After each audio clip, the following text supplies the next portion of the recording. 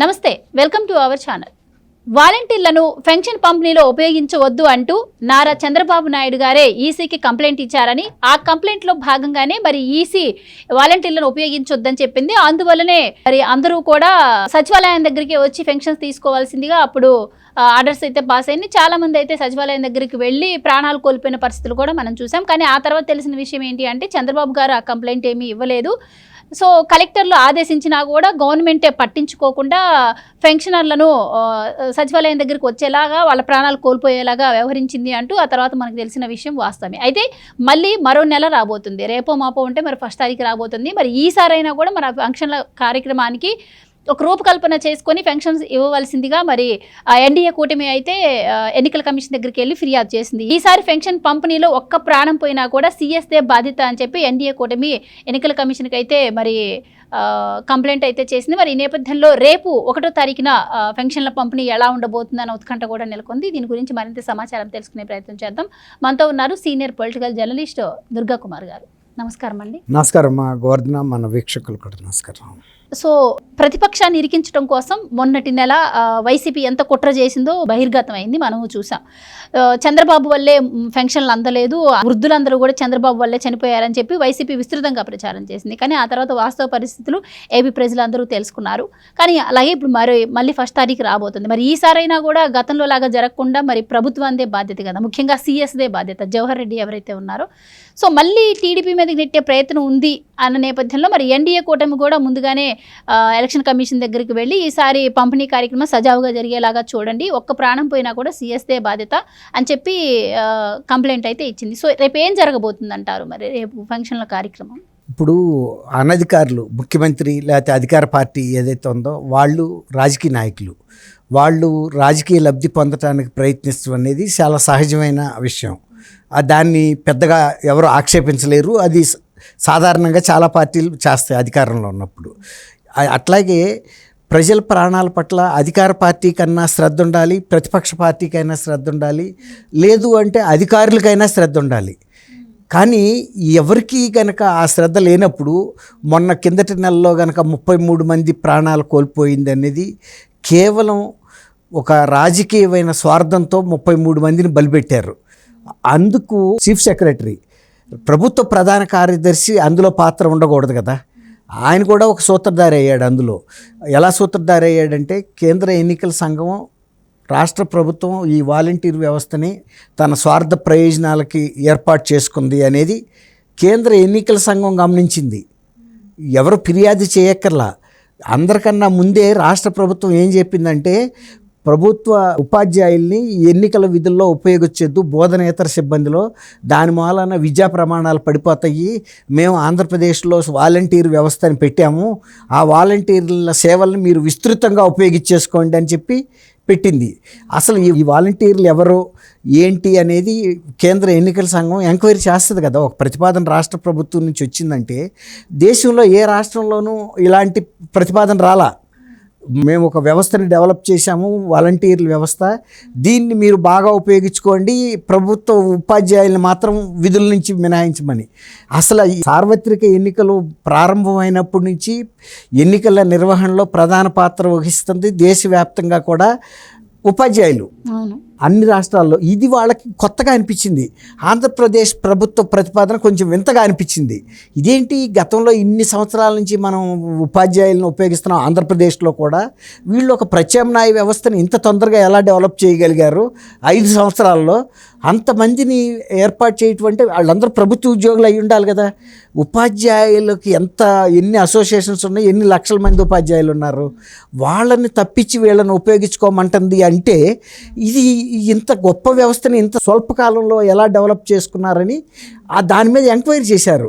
అసలు ఈ వాలంటీర్లు అనేవాళ్ళు ఎవరు, వాళ్ళ ఉనికి ఏంటి, వాళ్ళ ఉద్యోగ నిర్వహణ ఎలా ఉంటుంది, వాళ్ళు ప్రభుత్వం నుంచి ఎంత శాలరీ తీసుకుంటున్నారు, ఏ శాఖ ద్వారా నియమితులయ్యారు అనేది వాళ్ళు ఎంక్వైరీ చేస్తే వీళ్ళు 99% వాలంటీర్లు వైఎస్ఆర్సీపీ కార్యకర్తలు అవ్వటమే ప్రధాన అర్హత అనేది తేలింది.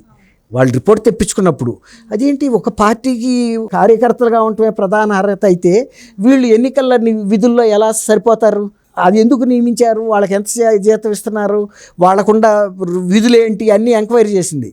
వీళ్ళు కేవలం రాష్ట్ర ప్రభుత్వం యొక్క ప్రతినిధులు, అంటే ప్రభుత్వానికి కాదు, పార్టీకి, వైఎస్ఆర్సీపీ ప్రతినిధులు. జగన్మోహన్ రెడ్డిని ప్రొజెక్ట్ చేయటం కోసం వీళ్ళు ప్రయత్నిస్తున్నారు. ఆ పెన్షన్లు ఇళ్ళకి తీసుకెళ్ళి ఇచ్చి జగనన్న మీకు ప్రత్యేకంగా పంపించాడనే ఒక బిల్డప్ కార్యక్రమం జరుగుతుంది. వీళ్ళు ప్రభుత్వ ఉద్యోగులు ఏ విధంగా ఏ నిర్వచనం ప్రకారం కూడా కాలేరు. కాబట్టి వీళ్ళని ఎన్నికల విధుల నిర్వహణలో ఉపయోగించుకోకూడదు అనేది ఒక అభిప్రాయానికి వచ్చేసింది. వచ్చినప్పుడు ఎలక్షన్ నోటిఫికేషన్ ఇచ్చినప్పుడు కూడా ఆంధ్రప్రదేశ్ దృష్టిలో పెట్టుకుని ప్రత్యేకంగా వాలంటీర్లని ఎక్కడ కూడా ఎన్నికల విధుల నిర్వహణలో ఏ స్థాయిలో కూడా ఉపయోగించకూడదు అని ఒక నోట్ పెట్టింది. ఆ నోటిఫికేషన్ రోజే, అది కేవలం ఆంధ్రప్రదేశ్కి సంబంధించి పెట్టిన నోటు. ఇప్పుడు ఇంకోటి కూడా ఆ క్రమంలో పెన్షన్లు పంపిణీ చేయాల్సిన సందర్భం వచ్చింది. వీళ్ళు వెళ్తే కనుక దీన్ని రాజకీయ ప్రయోజనాలకు ఉపయోగించుకుంటున్నారు కాబట్టి అప్పుడు ఇంకొక నోటు మళ్ళీ ఇంకోటి ఇచ్చింది. రాష్ట్ర ఎన్నికల కమిషన్కి ఒక ఆదేశం ఇచ్చింది, చీఫ్ సెక్రటరీకి కూడా త్రూ ఎన్నికల కమిషన్ ద్వారా. ఏమిచ్చింది, మీరు ఈసారి వృద్ధులకి ఇతరుల పెన్షన్లు, సంక్షేమ పెన్షన్లన్నీ వాలంటీర్ల ద్వారా ఇవ్వద్దు, మీరు ప్రత్యామ్నాయ ఏర్పాట్లు చేసి ఇవ్వండి అని చెప్పింది. అది ఎన్ని రకాల ప్రభుత్వ ఉద్యోగులు ఉంటే అన్ని రకాల ప్రభుత్వ ఉద్యోగుల ద్వారా ప్రత్యామ్నాయంగా చేయొచ్చు. అదృష్టవశాత్తు గ్రామ సచివాలయ, గ్రామ వార్డుల వీళ్ళని పెట్టారు కదా కార్యదర్శుల్ని, వాళ్ళ ద్వారా కూడా చేయొచ్చు. కానీ వీళ్ళు దీన్ని ముఖ్యమంత్రి గారు తప్పుడు ప్రయోజనాల కోసం, స్వార్థ ప్రయోజనాల కోసం టీడీపీ చంద్రబాబు నాయుడు గారు కేంద్ర ఎన్నికల సంఘానికి ఫిర్యాదు చేశారు, వాలంటీర్ల ద్వారా పెన్షన్లు ఇవ్వొద్దని. వాళ్ళలా కేంద్ర ఎన్నికల సంఘమే ఫీల్ అయింది. వీళ్ళను 99% వాలంటీర్లు టీడీపీ, వైఎస్ఆర్సీపీ కార్యకర్తలు. కాబట్టి ప్రత్యామ్నాయ ఏర్పాట్లు చేయమంటే దాన్ని చంద్రబాబు నాయుడు గారి మీద తోశారు. చంద్రబాబు నాయుడు మీద తోసి అది ఎట్లయినా సరే ఈ వృద్ధుల్ని ఇబ్బంది పెట్టాలి, గ్రామాల్లో ఒక హల్చల్ సృష్టించాలనే ఉద్దేశం మీద వీళ్ళందరినీ గ్రామ సచివాలయాలకి వైఎస్ఆర్సీపీ కార్యకర్తలే డోలీలు అంటారు. మీకు తెలియదు, మా టైంలో అప్పట్లో అంబులెన్సులు ఇవన్నీ ఉండేవి కాదు. చిన్న పల్లెటూళ్ళ నుంచి ఏదైనా చిన్న ఇంకొక మేజర్ విలేజ్కి వైద్యానికి తీసుకురావాలంటే మంచానికి తాళ్ళు కట్టి కాడిలాగా పెట్టి మోసుకొచ్చేవాళ్ళు. అలా డోలీలు కట్టి ఊళ్ళల్లో వీళ్ళని గ్రామ సచివాలయాలకి ఎండాకాలంలో, దాంతో 33 మంది చనిపోయారు. అది టీడీపీకి చాలా ఆవేదన కలిగించింది. అనవసరంగా వీళ్ళు ఇచ్చేశారు. అది కేంద్ర ఎన్నికల సంఘం దృష్టికి కూడా తీసుకెళ్లారు. కేంద్ర ఎన్నికల సంఘం కూడా ఏం ఫీల్ అయిందంటే సిఎస్ కూడా ఇందులో భాగస్వామి అయ్యి మన కేంద్ర ఎన్నికల సంఘాన్ని తప్పుపట్టే విధంగా ప్రవర్తించాడనే ఉద్దేశం మీద వాళ్ళే ఇప్పుడు మళ్ళీ లెటర్ రాశారు. ఈసారి వృద్ధాప్య పెన్షన్ల విషయంలో మీరు తగిన జాగ్రత్తలు తీసుకోండి. ఆల్రెడీ టీడీపీ కూడా గతంలో జరిగిన ఇన్సిడెంట్ని దృష్టికి తీసుకెళ్ళింది, 33 మంది చనిపోయిన విషయాన్ని. వాళ్ళు కూడా రాష్ట్ర ఎన్నికల దీని ద్వారా విచారించి తెలుసుకున్నారు.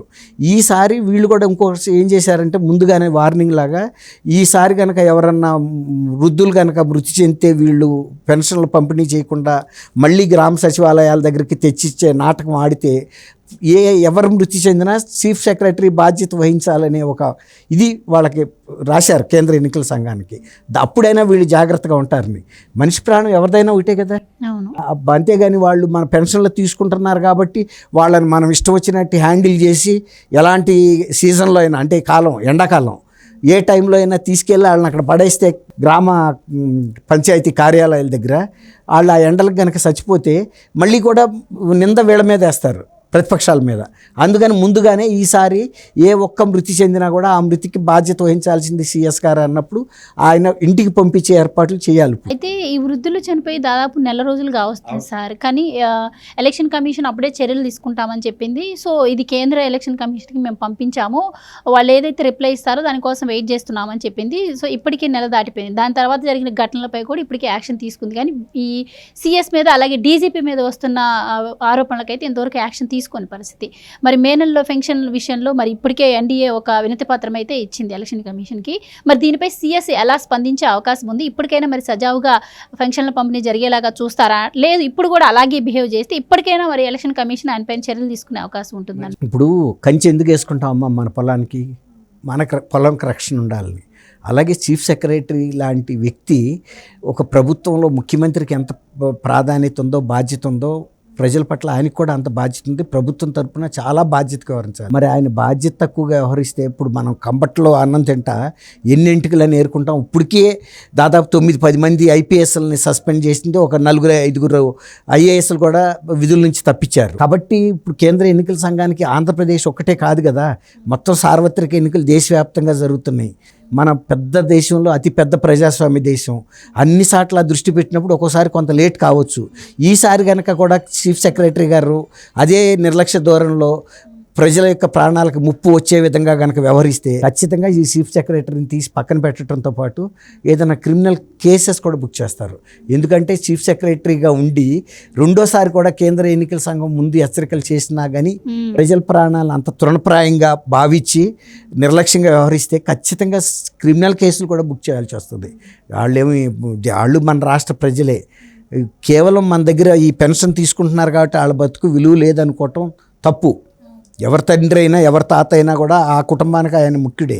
కాబట్టి ఈసారి కనుక అటువంటి ఫెయిల్యూర్ అయితే ముందే ఎన్డీఏ తెలుగుదేశం కూటమి కూడా కేంద్ర ఎన్నికల సంఘం దృష్టికి తెచ్చింది. కాబట్టి ఈసారి కనుక అటువంటి సంఘటన పునరావృతం అయితే అప్పుడు కేంద్ర ఎన్నికల సంఘం మీరు అన్నట్టు ఖచ్చితంగా చర్య తీసుకుంటుంది. ముందు విధుల నిర్వహణ పక్కకు పెట్టడం పెద్ద క్వశ్చన్ కాదు, అంత నిర్లక్ష్యంగా వ్యవహరించడం, కేంద్ర ఎన్నికల సంఘానికి తప్పు అంటే అపవాదు వచ్చేలాగా ప్రవర్తించడం, వాళ్ళ మీద నిందపడేలాగా వ్యవహరించడం అనేది తీవ్రమైన విషయం. Right, thank you so much sir. నమస్కారం.